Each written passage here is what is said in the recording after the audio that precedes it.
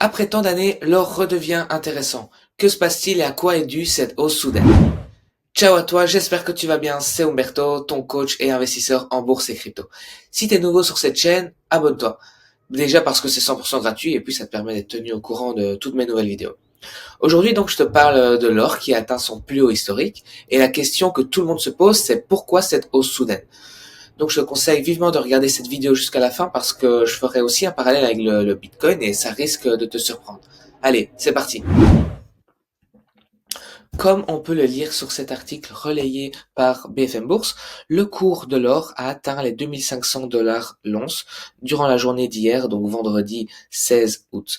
Et c'est une première parce que jamais dans son histoire l'or avait atteint un tel sommet. Et pourquoi donc cette hausse soudaine? C'est attribué principalement à deux facteurs majeurs. D'une part, on a donc la perspective de baisse des taux américains. C'est une première raison suite à la publication donc de données pas très encourageantes sur la construction de nouveaux logements aux États-Unis. Et ensuite, on voit aussi que l'or rejoue son rôle de valeur refuge, surtout dans un climat géopolitique assez tendu, que ce soit d'une part avec la, la guerre entre Russie et Ukraine qui continue à s'intensifier, et d'une autre part avec la guerre au Moyen-Orient, dans la bande de Gaza.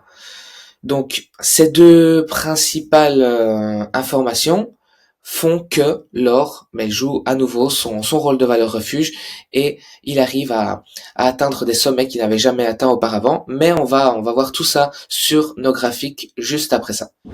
Alors, sur une base assez court terme, donc une base journalière, comme on peut voir sur ce graphique, on voit très clairement la belle progression de l'or par rapport à la séance précédente, donc il a pris 2%. Mais ce qui est encore plus important et significatif, c'est la cassure de cette zone de résistance ici, qui s'était créée à mi-juillet, donc il y a un mois. Donc depuis un mois, l'or faisait du surplace et maintenant c'est le passé vu que il a bien cassé cette résistance et en plus les moyennes mobiles sont orientées à la hausse, donc tout porte à croire que la hausse de l'or pourrait se poursuivre, fort probablement.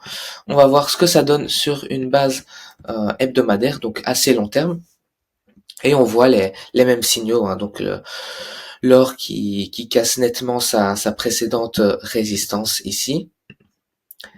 Voilà, là.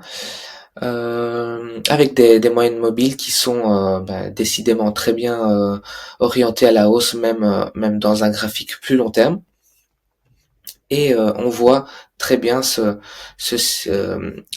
mouvement impulsif, alors que il y a encore quelques mois, donc le cours faisait encore du surplace depuis quand même 4 ans, hein, si mes souvenirs sont bons, on va voir ça directement, depuis le 3 août 2020.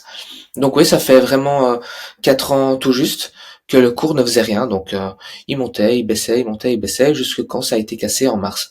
Donc voilà, de très bons signaux pour l'or. Et en parlant de valeur refuge, comment ne pas mentionner le Bitcoin qu'on va aller analyser tout de suite pour voir s'il a la même configuration que l'or, mais apparemment le Bitcoin est un peu moins impulsif, pour pas dire qui fait du surplace, comme on peut voir ici, hein, sur cette zone-là. Ça fait pas grand-chose depuis début d'année. Ça a très bien monté depuis février, mais voilà, ça baisse, ça monte, ça baisse. Donc il n'y a pas vraiment un gros signal acheteur. D'ailleurs, on le voit avec les moyennes mobiles, le cours il est inscrit entre la moyenne mobile 20 et 50, et dans ce cas-là, ça veut dire que il n'y a pas grand-chose à faire. On est observateur.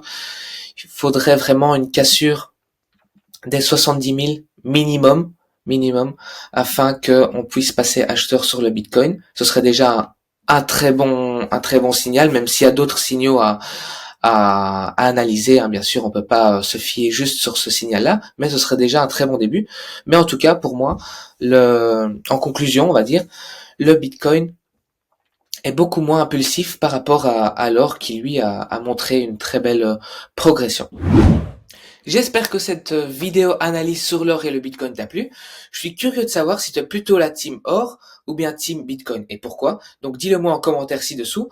Et aussi s'il y a une action ou une crypto que tu aimerais que j'analyse plus en détail, écris-le moi toujours en commentaire parce que je les lis tous et je réponds à tout le monde. Donc si cette vidéo t'a plu, n'hésite pas à laisser un like, c'est très important, et à partager et à t'abonner parce que je publierai d'autres vidéos analyses de ce genre très prochainement.